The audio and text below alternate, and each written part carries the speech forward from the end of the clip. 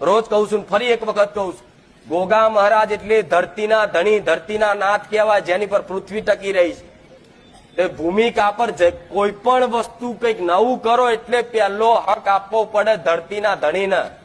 તમારી કુળદેવીની માતાને કદાચ બેહાડવી હોય, પૂર્વજને બેહાડવા હોય કે ગમે તે દેવને તમારે ઘેર બેહાડવા હોય ને, તો પેલા ધરતીના ધણીના હકનો એક નારિયેળ, એક સુખડી ને એક દૂધની વાડકી ધરાવી પડે. આ પાકો કરાર ટેક્સ છે.